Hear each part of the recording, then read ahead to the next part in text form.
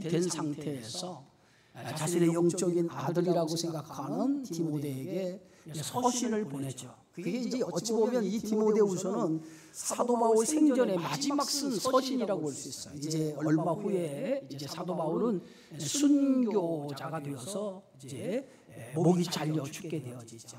이제 순교를 얼마 앞두고 있는 그런 상황에서 가장 생각난 사람, 그게 바로 디모데라고 하는 영적인 아들이죠. 그 영적인 아들에게 서신을 통해서 이제 자신이 이 세상을 떠나게 되어지면 그 모든 사역이 누가 이제 유임을 받느냐면 자기의 영적인 아들인 디모데가 유임을 받게 되거든요. 그런데 사도 바울의 삶이 뭐예요? 부활하신 예수를 만나고 나서 그때부터 뭐예요? 예수께 붙잡힌 바 된 인생을 살아가잖아요. 그런데 예수께 붙잡힌 바 된 인생을 살아가는 바울의 삶을 가만히 들여다보면 그 삶 자체가 뭐예요? 고난의 삶이에요. 고난의 삶. 그런데 고난의 삶이지만 그 고난의 삶 속에서 사도 바울은 대단한 기쁨과 그 감사하는 마음으로 살아가고 있다는 거예요. 비록 자신은 육체적으로 대단히 고난을 받고 있지만 그 고난 속에서도 하나님이 주시는 그 영적인 기쁨, 하늘의 소망 안에서 살아가는 그러한 믿음이 있었기 때문에 그 고난 속에도 한 번도 기쁨을 잃지 아니하고 감사를 잃지 아니하고 살아가고 있는 걸 보게 되어지죠. 그러면서 이제 자신의 영적인 아들, 자신이 이제 순교의 제물로 이 세상을 이제 순교하고 세상을 떠나게 되어지면 그 사역을 누가 맡냐면 디모데가 이제 맡게 되어지는데, 디모데에게 뭐예요? 이제 복음을 전하는 자서 나와 같이 고난을 받지만은 이 고난을 두려워하지 말라는 거예요. 왜? 그 고난 속에 주시는 하나님의 놀라운 축복이 있다는 거예요. 그래서 두려워하지 말고 고난을 받는 일을 감사하며 고난을 받는 일에 두려워하지 말라라고 하는 의미에서 오늘 사도 바울은 이 자신의 아들인 이 디모데에게 이러한 고난 속에서도 믿음을 지키며 끝까지 하나님의 복음의 사역을 감당할 것을 당부하는 그러한 말씀이 오늘 본문의 말씀이라고 볼 수 있어요. 그래서 바울은 오늘 본문의 말씀 속에서 내 아들아 이렇게 말하죠. 내 아들아. 이 내 아들이라고 하는 말은 아주 친밀함 속에서 부르는 그런 하나의 칭호죠. 자신이 직접 낳은 아들이 아니라 복음으로 낳은 아들이죠. 그러니까 복음으로 낳은 디모데에게 내 아들아라고 당부하는 것은 그만큼 사도 바울은 디모데를 향한 애정과 그리고 그에 대한 무한한 신뢰를 지금 이 표현 하나로 보내고 있다는 거예요. 너는 내 아들이다 라고 하는 것은 이 디모데를 향한 사랑과 그 디모데를 향한 무한한 신뢰의 그러한 믿음의 마음으로 지금 디모데를 부르고 있는 것을 보게 되어지죠. 그러면서 디모데에게 뭐라고 합니까? 너는 그리스도 예수 안에 있는 은혜 가운데서 강하고 그랬어요. 그리스도 예수 안에 있는 은혜 안에서 강하라고 하는 것은 지금 노마의 박해 속에서 많은 사람들이 믿음이 흔들리고 있어요. 바울 역시도 노마 박해 속에서 붙잡혀서 그는 2차 노마 감옥에 투옥돼서 지금 감옥 생활하고 있습니다. 많은 그리스도인들이 지금 고난을 받고 있는 상황 속에 놓여져 있었어요. 그런 고난을 받고 있는 그런 상황 속에 믿음을 가진 사람들이 믿음이 흔들리고 있단 말이에요. 고난 속에 있을 때 그 고난을 믿음으로 극복하는 사람이 있는가 하면 고난을 당하면 그 고난 속에 믿음이 막 흔들리고 요동하는 사람이 있었어요. 심지어는 고난을 통해서 고난 때문에 믿음이 파손되어져서 세상으로 돌아가는 사람들도 있었다는 거예요. 그런데 사역자인 디모데에게 이 고난이 닥쳤을 때 그 고난 가운데 얼마나 두렵겠어요. 고난 속에서도 복음을 전해야 되는데 복음을 전하는 이 디모데에게 얼마나 이 고난이라고 하는 것이 힘들고 어렵겠습니까? 그런데 오늘 바울이 이 고난 속에서도 강해질 수 있는 유일한 방법을 오늘 사도 바울은 디모데에게 가르쳐주고 있어요. 그것은 바로 그리스도의 은혜 안에서만 강해질 수 있다는 거예요. 어떤 고난이 와도 그리스도의 은혜 안에 내가 머물러 있으면 우리는 강하게 그 고난을 넉넉히 이기고도 남을 수 있는 그런 강함이 그리스도 안에서 주어진다는 거예요. 여러분, 우리가 믿음의 삶을 살아가면서 여러 가지 고난을 당해요. 그러나 여러 가지 고난을 당할 때 그 고난 속에 넘어지지 않냐고 쓰러지지 않는 유일한 길이 뭐예요? 하나님의 은혜 안에 거하는 거예요. 하나님의 은혜 안에 거할 때 우리는 고난 속에서도 우리의 믿음을 유지하며 그 믿음 속에서 하나님의 영광을 드러내는 삶을 살아가게 되어지는 줄 믿습니다. 여러분, 우리가 가진 열심은 식을 수가 있어요. 그러나 은혜 안에 있으면 우리의 열정, 우리의 믿음이 식어지지 않는다는 거예요. 그래서 사도 바울은 지금 디모데에게, 고난 속에 있는 그러한 디모데에게 오늘 너희는 그리스도 안에 있는 은혜 안에서 강해져야 한다라고 이렇게 말하면서 오늘 하나님의 은혜 안에 머물라. 그러면 바울이에게는 이 은혜라고 하는 게 뭐예요? 이 은혜라고 하는 십자가의 구속의 은혜예요. 그리스도께서 나를 위해서 십자가에서 피 흘려 죽기까지 나를 사랑하신 그 십자가의 은혜를 생각하면, 그 은혜가 너희 안에 충만하면 어떤 고난도 능히 이길 수 있다는 거예요. 그 은혜가 사명을 붙드는 힘이라는 거예요. 성도가 사명을 잃어버릴 때는 언제 잃어버리냐? 십자가의 은혜가 사라질 때 성도가 사명을 잃어버리는 거예요. 그러나 십자가의 은혜가 우리 안에 충만하면 우리는 사명을 잃지 않고 그 사명을 끝까지 붙들고 살아가는 믿음의 성도가 되어지는 줄 믿습니다. 여러분, 갈렙은 85세에 헤브론 산지를 나에게 달라고 요구를 했어요. 헤브론 산지를 자신에게 달라고 요구하면서 오늘 갈렙이 고백한 그 고백이 어떤 말씀입니까? 내가 40년 전에 가나안 땅을 탐지하러 정탐꾼의 일원으로 가나안을 탐지하러 갈 때나 지금 40년이 지난 85세의 나이, 이제나 저제나 그때의 열정, 그때의 그리스도를, 하나님을 향한 그 뜨거운 사명이 식어지지 않았다는 거예요. 이것이 갈렙의 신앙의 고백이에요. 40년 전이나 40년 후나 오늘 하나님이 주신 그 열정, 하나님이 주신 그 사명이 자기에게 식어지지 않았다. 왜? 그는 하나님의 은혜 안에 머물러 있었기 때문에 자기에게 주신 이 사명이 식어지지 않고 그 사명을 붙들고 살아갈 수 있었다는 거예요. 여러분, 우리가 나이가 들면, 내가 이제 어느 은퇴의 나이가 되면은 나는 사명이 이제 다 놓았다 이렇게 생각을 하죠. 여러분, 그것은 하나님이 주신 사명을 내려놓는 성도라고 얘기할 수밖에 없어요. 우리는 죽을 때까지 하나님 주신 사명을 내려놓는 것이 아니에요. 죽을 때까지 사명을 붙들고 가는 거예요. 믿으시기 바랍니다. 예? 그래서 죽기 전까지는 나에게 주신 사명을 우리는 끝까지 붙들고 가야 되는 거예요. 그게 믿음의 사람이에요. 모세는 마지막 생을 다할 때까지 성경은 이렇게 말합니다. 눈이 흐리지 아니했다, 기력이 쇠하지 아니했다라고 그랬어요. 그런데 모세는 눈이 흐리지 아니하고 기력이 쇠하지 아니했는데도 불구하고 그는 사명을 놓을 수밖에 없는 이유가 어디 있습니까? 하나님께서 너는 여기까지라고 얘기했기 때문에 모세는 기력이 쇠하지 않고 눈이 흐리지 않았지만 하나님께서 너는 여기까지라고 말씀하고 그 자리에서 숨을 거두는 것을 보게 되어지죠. 이게 뭐예요? 사명을 놓을 때는 언제입니까? 우리가 숨을 거둘 때예요. 숨이 붙어있는 한 그때까지는 뭐예요? 우리가 하나님이 주신 사명을 붙들고 살아가는 그런 믿음의 성도가 되어야 될 줄 믿습니다. 그래서 갈렙은 85세의 나이에도 자신은 이제나 저제나 나는 강건하다는 거예요. 하나님 주신 사명을 붙들고 살아가기 때문에 나는 강건하다고 그렇게 고백하고 있는 것을 보게 되어지죠. 오늘 디모데에게 주신 말씀은 바로 하나님 은혜 안에서 강해져라. 바로 하나님 십자가의 은혜를 붙들고 살아가는 한 너는 강해질 수밖에 없다. 지금 어떠한 고난과 어떠한 힘든 상황이 너에게 놓인다 할지라도 은혜 안에만 머물러 있으면 너는 강한 자가 되고 그 강함을 통해서 고난도 물리칠 수 있는 능력의 사람이 될 수 있다라고 오늘 바울은 디모데에게 권면하고 있는 것을 보게 되어집니다.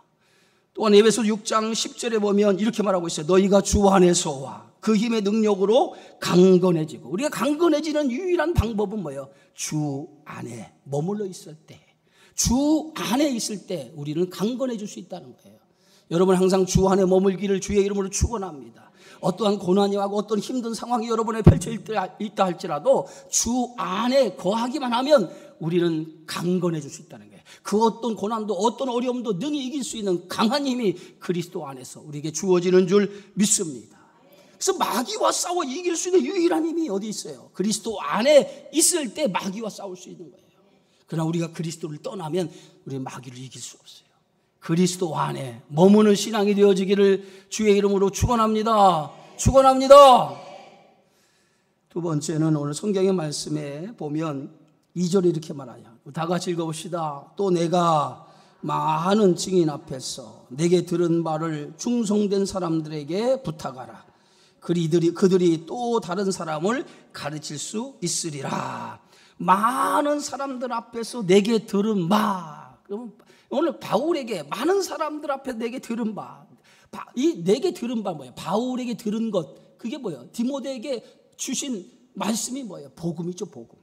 사도 바울이 지금 디모데에게 가르쳐 준 것은 복음이에요, 복음. 그런데 이 복음을 디모데가 받은 것처럼 이 복음을 다른 사람들에게 가르치라는 거예요. 다른 사람 가르치라는 거예요. 그것이 바울이 지금 디모데에게 권면하는 거예요. 지금 고난이 있지만은 그 고난을 두려워하지 말고 은혜 안에 머물고 그 은혜 안에 머무는 삶을 살아가면서 네가 나에게 배운 것이 뭐냐? 복음을 들었지 않느냐? 그 복음을 너도 다른 사람에게 가르치라는 거예요. 가르치라는 거예요. 그러면서 오늘 사도 바울은 복음 사역을 위해 함께 그 사역할 사람들을 세우라고 부탁을 하고 있습니다. 여러분, 우리가 복음을 받았으면 이 복음을 받은 사람은 복음을 전할 책임이 있어요. 그리고 복음을 전할 책임만 있는 것이 아니라 복음 안에서 하나님의 사람을 세워가는 그러한 일이 우리에게 주어진 일이라고 하는 사실을 여러분 믿으시기 바랍니다. 그래서 바울에게 지금 내게 들은 바 복음을 들었으면 그 복음을 들은 대로 행하고 그 복음 안에서 너의 일꾼을, 복음을 전할 수 있는 일꾼을 세워가라는 거예요. 그래서 하나님의 일을 이어갈 수 있는 믿음의 사람이 되라고 하는 것이 바울의 두 번째 당부였던 것을 보게 되어집니다. 여러분, 복음 안에서 일꾼을 세울 때 가장 귀한 선별의 기준이 뭘까요? 그 선별의 기준은 충성된 사람을 세우는 거예요. 우리가 주의 일을 하다 보면 열심을 가지고 일을 하는 사람이 있어요. 열심으로 일을 하는 사람. 그런데 열심으로 일하는 사람에게 문제점이 하나 있어요. 열심히 식으면 뭐예요? 자기가 맡은 일도 손을 놓는다는 거예요. 그래서 열심보다 더 중요한 게 있어요. 열심 있는 사람은 그 열심이 식어지면 자기가 맡은 일을 손을 놓지만은, 그러나 충성된 사람은 절대로 자기가 맡은 일을 놓지 않는다는 거예요. 여기 차이가 있어요. 그러면 오늘 하나님께서 원하시는 사람은 어떤 사람을 원하시나? 열심 있는 사람보다도 어떤 사람을 원하시겠어요? 충성된 사람. 끝까지 자기 일에 책임을 감당하는 충성된 사람을 원하신다는 거예요. 그래서 고린도서에 보면 맡은 자의 구할 것은 열심이에요, 충성이에요? 충성이다. 충성된 사람은 절대로 어떤 어렵고 힘든 일이 있어도 자기에게 맡겨진 일을 놓지 않는 사람이 충성된 사람이라는 거예요. 우리가 교회 일을 하다 보면 열심을 가지고 일하는 사람이 있어요. 그런데 걱정스러운 게 있어요. 저 열심히 식으면 어떻게 될까? 그런 걱정을 할 때가 있어요. 열심히 하는 건 좋은데 열심히 식어보면 남부터 그 사람의 신앙이 떨어지는 걸 보게 되어져요. 그러나 한결같은 사람이 있어요. 그리스도 안에서 충성스러운 마음을 가지고 주의 일을 하는 사람.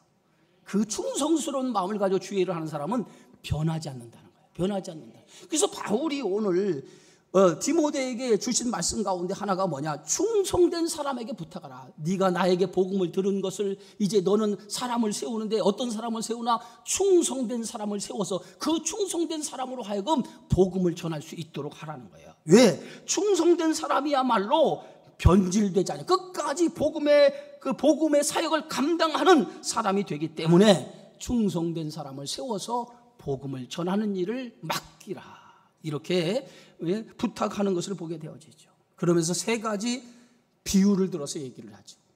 그 세 가지 비유가 오늘 본문의 말씀이에요. 첫 번째 뭐예요? 3절입니다. 우리 다 같이 한번 읽어봅시다. 너는 그리스도 예수의 좋은 병사로 뭐예요? 나와 함께 뭘 받으라? 고난을 받으라. 좋은 군사가 되기 위해서 나와 함께 고난을 받으라. 고난. 지금 사도 바울이 지금 고난을 받죠. 그 고난은 뭐예요? 그리스도를 위한 고난이에요. 복음을 위한 고난이에요. 복음 때문에 당하는 고난이에요. 그리스도 때문에 당하는 고난이에요. 그런데 오늘 바울은 오늘 디모데에게 뭐라고 하냐? 너는 그리스도 예수의 좋은 군사로, 좋은 병사로 나와 함께 고난을 받아. 내가 고난을 받는 것처럼 너도 그리스도의 좋은 군사가 되기 위해서는 고난 받는 것을 두려워하지 말라는 거예요. 그래서 디모데서에 보면 나와 함께 고난을 받으라라고, 이 고난을 받으라고 하는 말씀이 얼마나 자주 나오는지 몰라요. 그런데 여기서 강조하는 것이 뭐예요? 그리스도 예수의 좋은 병사, 좋은 군사가 되기 위해서 고난을 받을 줄 알아야 된다는 거예요. 여러분, 군인이 되기 위해서 제일 먼저 하는 일이 뭘까요? 군인이 되기 위해서 제일 먼저 하는 일이 뭐예요? 군인이 되기 위해서 제일 먼저 하는 일은 훈련 받는 일이에요. 훈련을. 여러분, 군대 영장을 딱 받으면 그 영장을 받고 어디로 가냐면 훈련소로 가요. 그래서 훈련소에서 군인이 되기 위한 훈련을 해요. 여기서 총 쏘는 법, 여러 가지 전술, 여러 가지 훈련을 다 받죠. 요즘 군대 가면은 6주 훈련인가요? 6주 훈련. 후반기 교육까지 하면 8주 이렇게 훈련을 받아요. 저도 이제 논산 훈련소에서 훈련을 받았어요. 아주 까마득한 옛날이죠. 한 번은 제가 그 군번이 생각이 안 나더라고. 군번 늘 외웠거든요. 군번은 누가 툭 찔러면 군번이 툭 튀어나왔거든요. 이게 세월이 흘러도 군번이 생각이 나. 도대체 내 군번이 뭔가 하고 생각을 해왔어요. 근데 군번이 잘 떠오르지 않아. 근데 어느 날 갑자기 군번이 딱 생각나는 거예요. 133888200 딱 떠오르더라고. 이 군번이 대단히 중요하거든요. 그런데 제가 이제 23년대, 논산 23년대 출신이거든요. 4주 훈련 받으러 이제 군대에 갔는데, 여러분 훈련소 가면요, 처음에 이제 그 민간인 복장 입고 가잖아요. 그러면 훈련소에 딱 갈 때, 들어갈 때까지는 조교들이 아무런 타치도 안 해요. 그런데 이제 훈련소에 딱 들어가 가지고 이제 그 논산에 그 다리를 하나 있어요. 다리가 딱 건너면 일반 사람들이, 배웅 나왔던 사람들의 모습이 하나도 안 보여요. 하나도 안 보이는 순간부터 이제 그때부터 훈련이 시작되는 거예요. 딱 사람이 안 보이면 그때부터 앉아, 일어서 하면서부터 훈련이 시작되는데, 그러면서 군대 생활이 시작되는데, 훈련소 기간 4주 동안 세상 말로 뭐 해친다고요? 세상 말로 뺑이 친다, 이런 말 있잖아요. 그런데 이 4주의 훈련을 잘 받아야 군인이 되는 거예요. 군인이.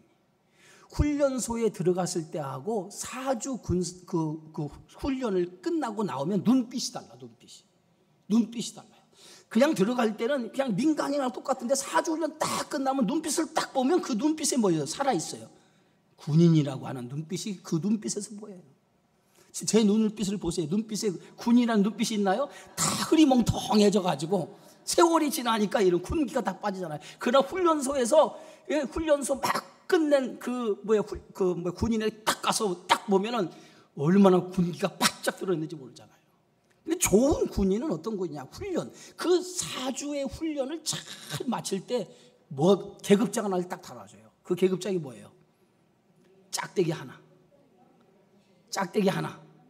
짝대기 하나가 뭐예요? 2등병이요. 이게 대단한 계급이에요, 여러분. 제가 그 군대 생활을 어디서 했냐면 조치원 했어요. 조치원이 어딘지 알죠? 충청남도 봉함이라고 하는 데서 조치원에서 내가 군대 생활했는데, 이 조치원에서 군대 생활했는데, 이 조치원이 어떤 데냐면, 조치원 군대, 내가 군대 생활한 데가 뭐냐면 훈련소예요. 훈련소. 저는 논산에서 훈련 받고 자대 배치를 받아가지고 그 향토사단 훈련소에서 방위병 훈련하는, 현역과 방위를 훈련하는 훈련소에서 제가 그 군대 생활을 했어요. 그러니까 저는 2등병에 딱 달고 갔는데, 내 밑에 부하들이 몇 명인지 아세요? 1200명이나 있었어. 내 밑에 부하들이, 내 밑에 쫄병이 1200명이에요. 1200명. 왜냐하면 걔들은 계급이 없는 애들이거든. 나는 2등병 하나 들고 와가지고 내가 4주 끝나고 딱 갔는데 내 밑에 1200명이 계급장도 안 달고 있는 놈이 있더라고. 그러니까 마음대로 훈련시킬 수 있어, 걔들은. 그 다음에 걔들이 나를 볼 때는 나는 어떻게 생각했는지 아세요? 그 사람 그 훈련병들이 할아버지예요. 나는 할아버지. 계급 하나가 그렇게 무서우신 거예요. 그런데 마침 제가 논산 훈련 자대 배치를 딱 받고 2등병 하나를 딱 달고 있는데, 달고 이제 1병이 됐어요. 짝짝짝두가 됐는데, 어디서 많이 보내가 들어왔어. 훈련병으로, 방위병으로 들어왔어요. 그래서 많이 봤어. 딱 보니까 신학교 동기가 들어왔네. 신학교 동기가 들어왔어요. 그 훈련소에 들어왔어. 방위병으로 들어온 거야. 근데 나를 딱 보더니 친구인데 많은 체 하다니, 이게 짝대기 두께가 있으니까 말도 못하고 분기가 바짝 들어있더라고. 야, 너 나 알아? 예? 대답을 하더라고. 야, 그래서 너 야 군기 빼. 가만히 있어. 너 나 친구잖아. 그랬더니 그만큼 군대라고 하는 것이요, 계급이 무서운 거야. 그런데 이 4주간의 훈련을 잘 마쳐야 좋은 군인이 돼. 훈련을 마치지 못하면 이 훈련 받는 게 얼마나 고통스러운지 모르죠. 여러분, 훈련 받는 게 대단히 고통스러워요.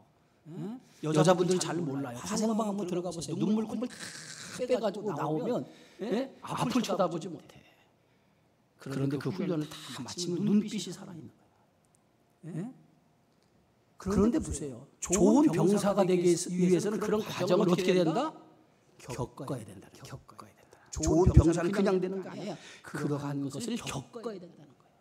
그리스도의 좋은 군사가 되기 위해서는 그런 고난, 내가 예수의 좋은 군사가 그런 고난도 감당할 줄 아는 그런 신앙을 가져야 된다는 거예요. 고난이 있다고 고난을 피해가면 안 된다는 거예요. 좋은 군사일수록 그 고난을 받을 줄 아는 사람이 좋은 그리스도의 군사가 될 수 있다는 거예요. 그러니까 여러분 신앙생활 하다가 힘들고 어렵다고 여러분 불평하지 마세요. 그런 고난이 있을 때 우리의 신앙이 더 단단해지고 우리의 믿음이 더 강해지는 줄 믿습니다.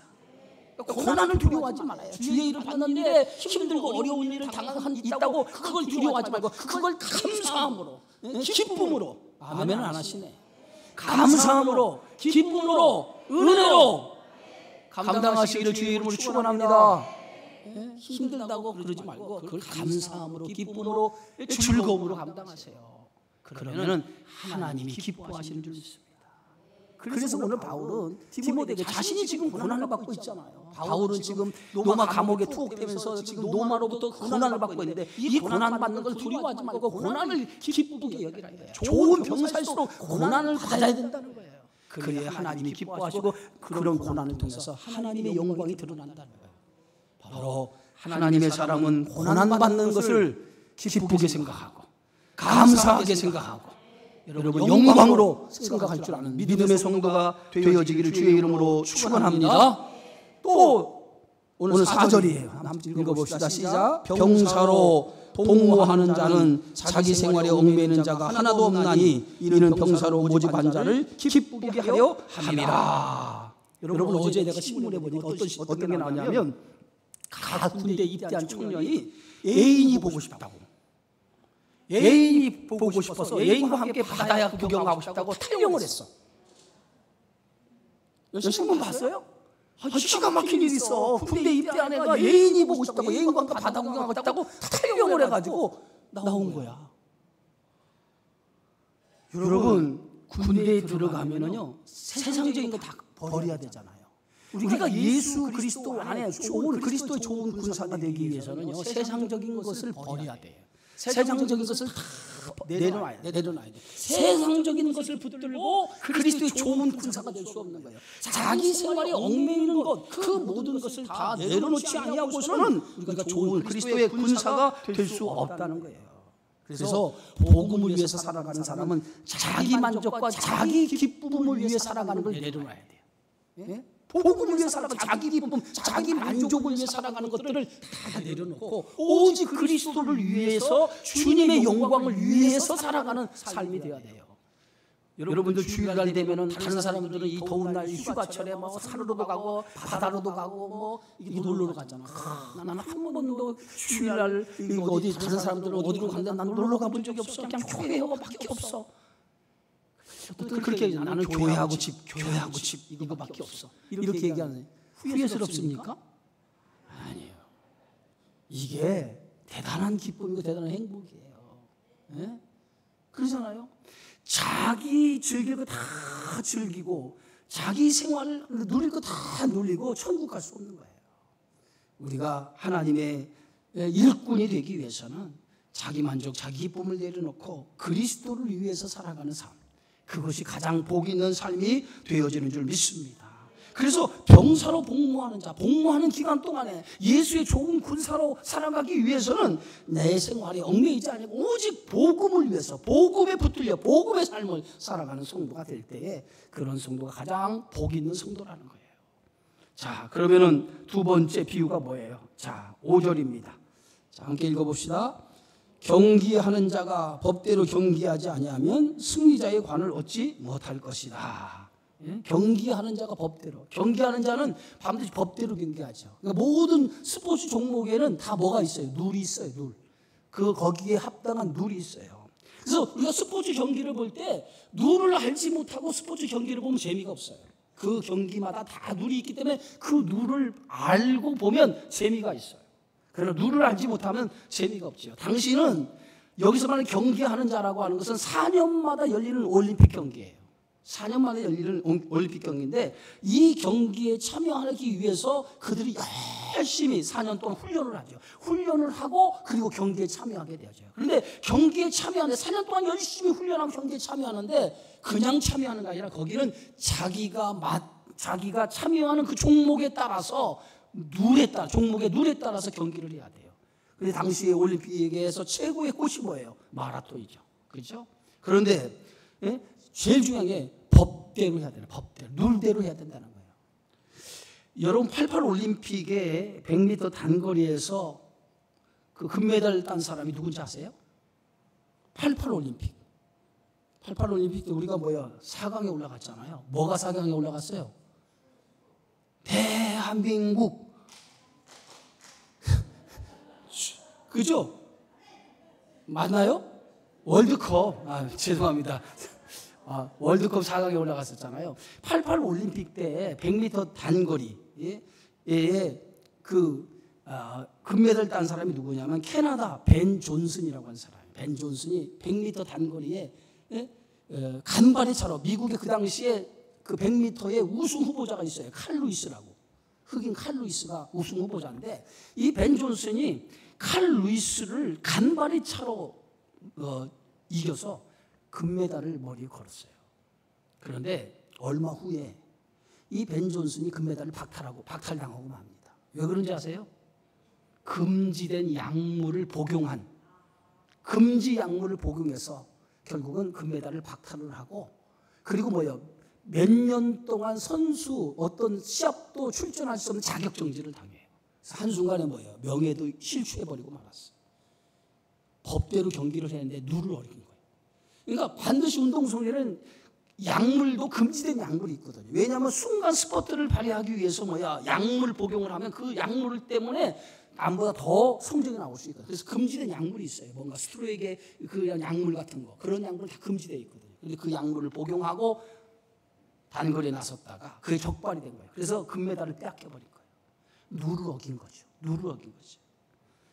여러분 우리가 모든 경기는 정정당당히 룰을 지켜가면서 경기를 해야 되잖아요. 그러니까 우리 그리스도의 좋은 군사가 되기 위해서는 뭐예요? 법대로 경기해야 되는 법대로 경기하지 아니하면 승리자의 관을 얻지 못한다. 얘기는 뭐예요? 우리 법대로 경기해야 되는 이 법이 뭐예요? 우리가 그리스도인으로 살아가기 위해서 우리가 법대로 경기하는 이 법이 뭡니까? 우리의 법이 뭐예요? 하나님 말씀대로 살아가야 된다는 거예요. 그래서 우리 성도는 하나님의 말씀대로 살아가는 것 그게 법이에요. 그래서 말씀에 벗어나는 삶을 살아가는 사람은 승리자의 관을 얻지 못한다는 거예요. 그래서 언제나 하나님의 말씀 그 말씀을 붙들고 말씀 안에 살아갈 때 우리는 승리자가 될 수 있는 거예요. 그래서 오늘 바울은 디모데에게 법대로 하나님의 말씀 안에서 그 말씀을 가지고 살아가라. 그래야만이 승리자의 관을 얻을 수 있다라고 이렇게 권면하고 교훈하고 있는 줄 믿습니다. 그리고 마지막이에요. 자, 마지막이 6절이에요. 함께 읽습니다. 시작. 수고하는 농부가 곡식을 먼저 받는 것이 마땅하니라.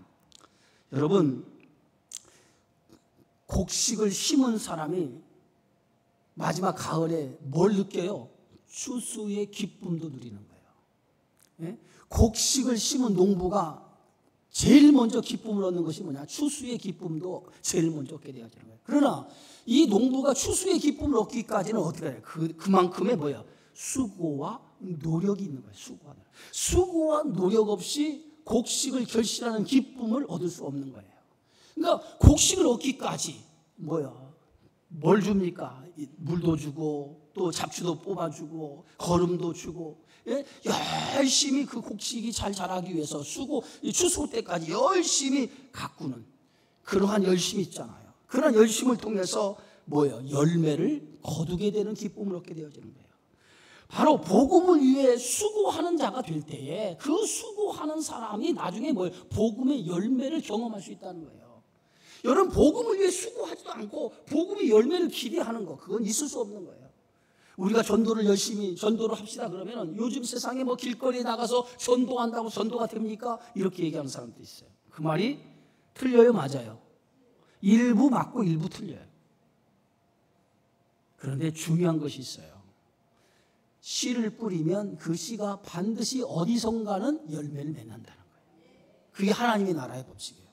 내가 열심히 씨를 뿌리잖아. 이것도 하나의 씨 뿌리는 거잖아요. 복음을 전하고 씨를 뿌리는 거죠. 그러나 그 복음을 내가 전도지를 들고 그 사람이 전했을 때 그 사람이 열매를 거두지 못하지만 하나님은 다른 데서 열매를 거두도록 만들어 주신다는 거예요.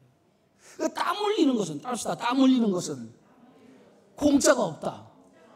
여러분, 땀 흘리는 건 공짜가 없어요. 반드시 수고한 데는 수고함의 대가가 따르게 되어져 있어요. 이게 하나님 나라의 법칙이에요. 수고하면 수고하는 것만큼의 결실이 맺어지게 되어야 되는 거예요. 그러니까 하나님은 그 수고를 보는 거예요. 우리의 수고를 보고 그 수고의 열매를 거두도록 만들어 주시는 거예요. 그러니까 우리가 열심히 전도하면 거기서 열매를 맺지 않아도 하나님은 우리가 땀 흘리고 수고하는 그 열심을 하나님이 보시고 그 수고의 열심을 통해서 열매를 다른 데서 맺도록 역사하신다는 거예요. 이게 하나님이에요, 하나님. 그러니까 여러분, 주의 나라를 위해서 열심히 수고하고 땀 흘려 보세요. 그러면 하나님은 다른 곳을 여러분의 삶을 축복해 주는 거예요. 거저되는 건 없어요. 수고한 대로 하나님께서 결실을 얻도록 만들어 주는 줄 믿습니다. 그래서 결실을 얻기까지 우리가 뭐예요? 노력해야잖아. 농부가 그 결실을 얻기까지 노력하듯이 우리가 결실을 얻기까지 기도하고 신방하고 마음을 나누고 최선을 다하는 노력이 있을 때에 그 노력을 통해서 결실을 먹게 되어진다는 거예요. 그래서 오늘 디모데에게 주시는 권면 가운데 하나가 이거예요. 농부가 곡식을 먼저 받는 것이 마땅하지 않느냐. 수고하고 땀 흘리고 있을 때에 그것의 결실을 가장 먼저 얻는 것처럼 복음을 위해서 살아가면 그 복음을 전할 때 그 복음의 열매가 제일 먼저 거두게 될 거라는 거예요. 그래서 하나님은 결코 공짜가 없다는 거예요. 수고하고 땀 흘린 만큼의 대가를 지불해 주신다는 거예요. 믿으시기 바랍니다. 그러면서 오늘 디모데에게 주신 말씀이 그런 열정과 그런 수고를 가지고 복음의 사역을 감당하라는 거예요.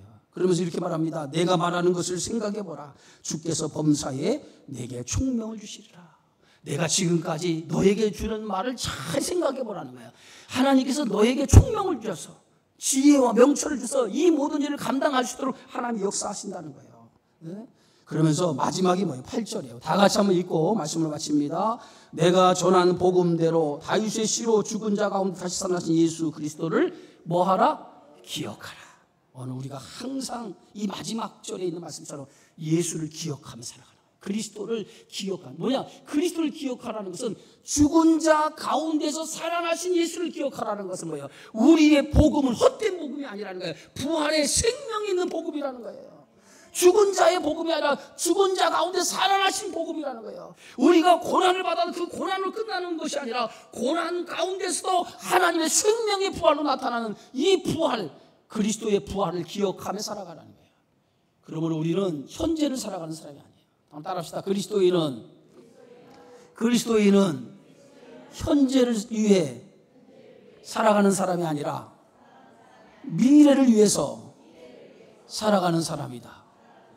우리는 지금 현재 지금을 위해 살아가는 사람이 아니에요. 장차 주어질 영광과 그 하나님이 주시는 예비하신 축복을 바라보고 살아가는 사람이 그리스도인이에요. 당장 오늘 주어지는 그런 삶을 위해 살아가는 것이 아니라 미래에 하나님이 예비하신 축복을 바라보며 살아가는 사람이 그리스도인이란 말이에요. 항상 그리스도를 기억하며 부활의 생명이신 예수를 기억하며 살아갈 때 우리는 그날에 우리에게 약속하신 영광, 하나님 주신 축복이 예비되어 있음을 믿고 그것을 바라보고 살아갈 때 우리에게 주어진 복음의 삶을 능히 감당하며 살아갈 수 있는 성도가 되어지는 줄 믿습니다. 복음을 위해 고난을 받으십시오. 복음을 위해 고난을 받으십시오. 복음을 위해 고난을 받는 여러분이 될 때 하나님은 그에 걸맞는 상급으로 채워주리라 믿습니다. 그런 믿음의 성도가 되어지기를 주의 이름으로 축원합니다. 기도합니다. 하나님 은혜 고맙습니다. 오늘 사도 바울이 자신의 영적인 아들 디모데에게 복음을 위해 고난을 받으라고 하신 이 말씀을 기억하여 복음